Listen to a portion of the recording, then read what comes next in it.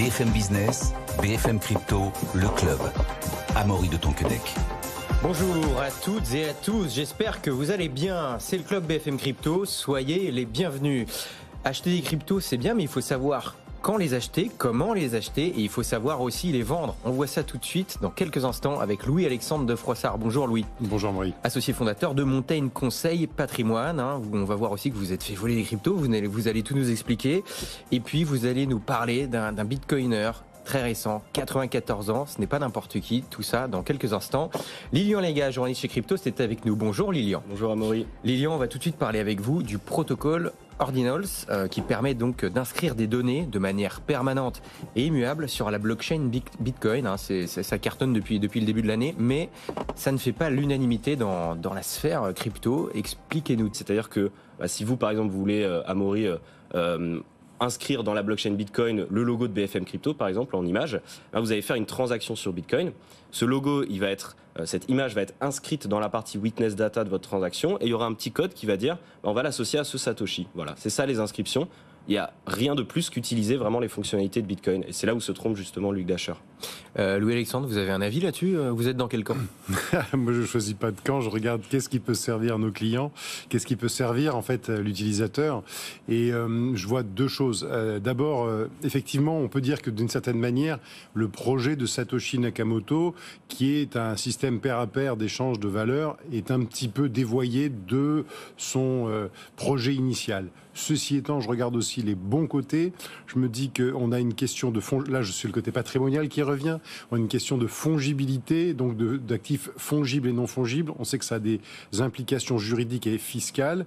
Et c'est ce que j'ai déjà dit depuis plusieurs mois. On pourrait avoir après les NFT, les jetons non fongibles, les SAT non fongibles, donc les NFS. Enfin, en tout cas, moi, je les ai baptisés comme ça, les non-fungible SAT, qui pourraient peut-être nous permettre patrimonialement ou techniquement d'aller organiser des choses qui, moi, me motivent particulièrement. Alors, on est dans l'observation, on n'est pas encore dans l'application concrète, mais ça m'intéresse beaucoup. Puis après, on va voir avec Lilian qu'il y a d'autres implications économiques, mais sur lesquelles je vais le laisser intervenir. Les mineurs, eux, ils sont contents. Pour eux, c'est une aubaine. Ils récupèrent beaucoup plus de récompenses quand ils minent un bloc parce que, justement, il y a ces inscriptions ordinals, parce que les gens ont un intérêt envers ces inscriptions et que les gens l'utilisent et donc ils font des transactions sur Bitcoin, ils génèrent des frais et les mineurs sont récompensés. Les mineurs n'auront certainement aucun intérêt à refuser les transactions ordinals à l'avenir, je pense.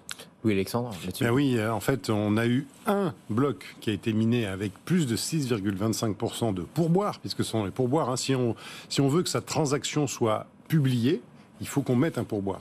Et donc, plus on veut qu'elle soit publiée dans le bloc le plus proche, plus le pourboire est important. Donc il y a eu un bloc cette année qui a été à plus de 6,25. Mais là, ces dernières semaines, je regardais par rapport à la division par deux. C'est-à-dire en disant, bon, tiens, si on divisait par deux la récompense aujourd'hui, que représenteraient les pourboires en ce moment ? Eh bien, il y a des semaines où les pourboires représenteraient 50% de plus. C'est-à-dire 1,7, 1,75, 1,80 bitcoin de pourboire. Ce qui veut dire que il y a encore 2 ans, on disait que finalement les mineurs allaient être un peu victimes consentantes de cette division par deux de la récompense de l'émission monétaire de Bitcoin et que peut-être que les frais de transaction un jour, dans 5 ans, 10 ans, 20 ans, on prendrait le relais. Mais en fait, on se rend compte aujourd'hui que déjà, c'est très sensible, puisque ça peut représenter 25% d'une récompense aujourd'hui. Et peut-être demain, ça sera 35 ou 40%. Donc, ça peut être un changement de modèle économique, et ça peut expliquer aussi que le hash rate est en constante augmentation. Le hash rate, je le répète ici, c'est le nombre de machines, la capacité du réseau à être en compétition, la capacité de calcul du réseau. Donc, plus le hash rate est important, plus j'ai de mineurs en compétition. Donc c'est de plus en plus cher, entre guillemets, de valider des blocs Bitcoin pour les mineurs. En parlant de certaines narratives, on va parler d'investissement, Louis-Alexandre. On va parler de stratégie d'investissement. Selon vous, comment est-ce qu'il faut faire pour acheter, mais disons bien acheter ? Quel état d'esprit il faut avoir et comment il faut s'y prendre ? Toute stratégie d'investissement commence par un achat, un jour une vente. Et en fait, ça fait presque 20 mois que j'interviens sur ce plateau. C'est toujours un plaisir. Et on a commencé il y a 20 mois à dire aux gens, écoutez, il y a une stratégie classique qui est le dollar cost average, DCA. J'achète un petit peu tous les jours ou toutes les semaines du Bitcoin ou même quelques autres crypto-monnaies. Nous, on est majoritairement Bitcoin, un petit peu d'Ethereum et après, faut voir. Et donc, certains traders professionnels, ceux qui ont été bien impactés par FTX et d'autres choses, nous ont dit qu'en fait, on était un petit peu timorés. Force est de constater que les gens qui ont suivi cette méthode, on était à des niveaux sensiblement plus élevés qu'aujourd'hui. On était plutôt entre 45 et 50 000 $. Et bien aujourd'hui, ce sont des gens qui sont dans une plus-value sensible. Ce sont des gens, les gens qui ont fait ça, qui ont acheté toutes les semaines, sont des gens qui aujourd'hui ont 25 à 30% de plus-value. Donc si vous voulez déjà, cette stratégie qui est toute simple, qui demande juste une automatisation et un accompagnement et surtout une résistance dans les périodes compliquée, eh bien, elle fonctionne. Et elle fonctionne d'autant plus que on n'est pas sensible à l'émotion. Je mets en place un achat régulier. Ça monte, ça baisse, c'est pas trop mon sujet. On achète sans réfléchir. Et j'achète sans réfléchir et surtout sans être victime de mes émotions. C'est un point très très important parce qu'on se rend compte que cette problématique d'achat, on a des gens qui aujourd'hui nous ont pressés, là par exemple, pour dire écoutez, ça monte, on est à plus de 40 000 $. Non, moi je vais acheter un bitcoin supplémentaire. Le fameux FOMO. Et oui, la peur de manquer l'opportunité, le feeling of missing out, c'est-à-dire que les gens vont se dire je loupe le train, il faut absolument que j'y aille. Et donc nous on dit non, notre stratégie, elle n'est pas là. Notre stratégie, c'est une stratégie qui doit être régulière. Alors après, bien sûr, dans la période de décembre, quand la peur était vraiment présente, nos clients les plus courageux ont fait comme nous. Ils ont renforcé leur bague, ils ont renforcé leur panier. Parce que oui, on peut ajuster sa stratégie de DCA en l'allégeant ou en l'augmentant suivant Exactement.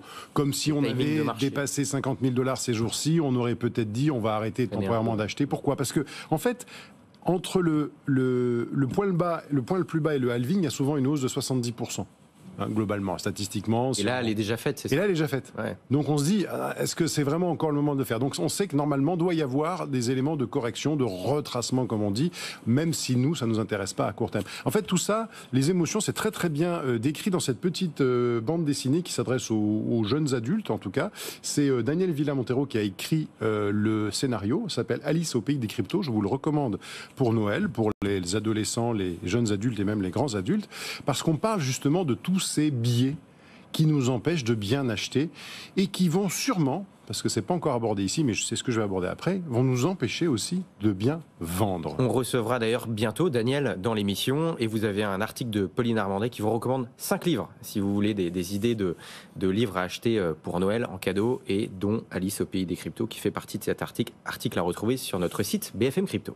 Donc, bien acheter. Merci Daniel, on te salue. Et maintenant, bien vendre. À la vente, comment ça se passe ? Donc l'achat, on liste le point d'entrée. Pour la vente, c'est pareil, on liste le point de sortie. Voilà, alors bien vendre, on va parler là en deux parties. D'une part, on va parler tout à l'heure des conséquences fiscales, parce que c'est important. Mais aujourd'hui, on va parler des conséquences de stratégie maintenant. Qu'en fait, quand on achète un actif, qu'il s'agisse d'Air Liquide, Tesla ou d'un indice, normalement, il faut avoir en tête le point de sortie. Alors c'est un point de sortie qu'on peut adapter. Nicolas Chiron est très très bon là-dessus. On peut remonter ses stops, c'est-à-dire en fonction des événements de marché, on peut un peu bouger ces points de sortie. Mais globalement, quand on achète, on se dit tiens, je me donne un point de sortie. Et quand on a un point de sortie, on est rentré en plusieurs fois. On va pas sortir en 250 fois. On va sortir peut-être en 3, 4, 5 fois en fonction de niveau. Par exemple, on se dit tiens, quand on va commencer à s'approcher des plus hauts précédents, on peut peut-être alléger un quart du portefeuille, 10, 15%, un quart du portefeuille. Une chose est sûre, c'est que le but d'un investissement, ça va être d'abord d'essayer de sauver son capital. J'ai mis par exemple 10 000 $ en Bitcoin. Aujourd'hui, je me retrouve à 35 000 $. Je vais essayer de reprendre 10 000 $. Comme ça, au moins, je ne joue plus qu'avec ma plus-value. Et déjà, mon patrimoine est à l'abri là-dessus. C'est une technique pour au moins protéger son patrimoine. Deuxièmement, il y a la question de l'adhésion à la thèse Bitcoin. Parce qu'il y a Bitcoin et le reste. Et dans Bitcoin, il y a aussi une thèse long terme. Et est-ce que j'ai vraiment intérêt à vendre tous mes bitcoins alors que ma thèse de long terme, c'est une thèse de rester investi sur Bitcoin? Parce que si aujourd'hui c'est peut-être 40 000 $, demain 100 000, est-ce que dans 3 cycles, c'est pas 1 million de $? Ça dépend de quoi? De l'horizon d'investissement qu'ont les gens? Oui. Voilà, l'horizon d'investissement. Et nous, aujourd'hui, les gens qui nous disent « je veux investir que jusqu'au halving et tout sortir après », on leur dit « je pense déjà que vous êtes en train un peu de dévoyer parce que vous êtes en train de faire une perspective long terme, de plus-value, à court terme. Et là, vous prenez un risque et on n'est plus dans l'investissement, on est dans la partie de casino. » Donc, pour reprendre la sortie, premier objectif, récupérer mon capital. Sa mise de départ. Sa mise de départ, ça c'est très important. Et après, avec le reste, on va sortir peut-être en 3 ou 4 fois, qui me semble être une stratégie prudente. Bon, on a vu l'achat, on a vu la vente. Oui. Après, on peut tenir compte d'une troisième chose, c'est la fiscalité, parce qu'on peut vendre ces cryptos et les transformer les convertir en autres cryptos. Donc ça peut être des cryptos ou d'autres blockchains ou des stablecoins, ou les mettre en fiat. Comment on fait ce... Alors déjà, techniquement, si je vais voir mon banquier en disant « Tiens, j'ai des cryptos, je vais vous envoyer des flux qui viennent des cryptos », il se peut que ça soit un peu compliqué. Donc déjà, je vais me renseigner auprès d'un professionnel de savoir où est-ce que je peux faire l'échange crypto vers du fiat, si c'est la stratégie que j'ai choisie. Donc là, renseignez-vous, il y a des professionnels qui peuvent vous indiquer comment on fait les choses. Bon, nous, pour tous nos clients, on a l'origine des fonds d'entrée, donc on n'aura aucun problème à ce que les gens puissent sortir des cryptos pour aller prendre de la monnaie. Mais ce qui veut dire que si je vais de la crypto et que je sors de la crypto, eh bien à ce moment-là, je vais payer une fiscalité sur ma plus-value. Je peux aussi choisir d'aller sécuriser mes cryptos sans sortir de l'économie, de l'écosystème. Et là, je peux aller choisir, par exemple, des actifs numériques qui représentent $1, 1 euro, une livre sterling. Donc des stablecoins plutôt. Oui, qu'on va appeler des stable tokens, voire ça peut représenter 1 gramme ou une once d'or ou quelque chose comme ça. Donc je vais chercher des actifs qui sont beaucoup moins sensibles. Et ça peut être une autre manière de me désinvestir sans sortir de l'écosystème et surtout sans payer de plus-value, enfin en tout cas si je suis résident fiscal français.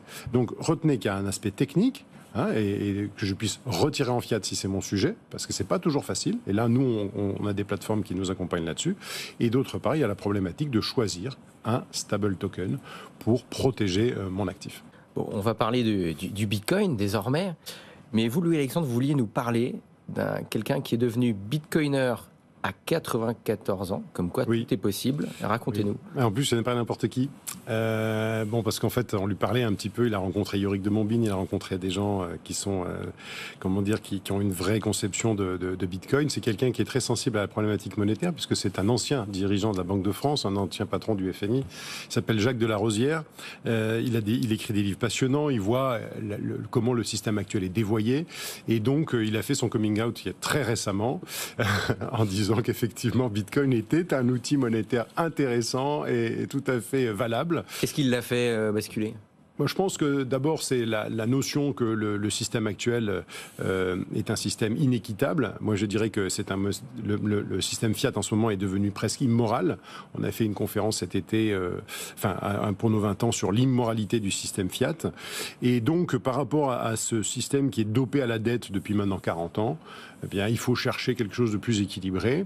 Et Bitcoin est un système beaucoup plus équilibré. C'est quelqu'un qui apprécie l'école autrichienne, notamment les propos de Hayek, qui sont vraiment, que je propose de rappeler. Hayek est encore enseigné à l'université d'Aix-en-Provence. Et ce sont ces éléments-là de cohérence monétaire. À partir du moment où un actif monétaire est en quantité limitée, eh bien, vous pouvez avoir des gains de productivité qui enrichissent les peuples. C'est vraiment un point important parce que c'est ce qui a enrichi la France au XIXe siècle, ces gains de productivité avec une monnaie qui était limitée dans son émission. Enfin, il n'y a pas que ça, mais c'est un élément important. Un nouveau Bitcoiner est né, Jacques Delarosière, 94 ans, c'est beau, gardez espoir. Chapeau à lui. Merci beaucoup d'avoir été avec nous, messieurs. Je rappelle Lilian Liaga, journaliste chez Crypto, c'était Louis-Alexandre de Froissart, associé fondateur de Montaigne Conseil et Patrimoine. Merci d'avoir été avec nous, bonne journée, bonne soirée, et donc à vendredi 15h avec Guillaume Sommerer pour les pros des cryptos. BFM Business, BFM Crypto, le club.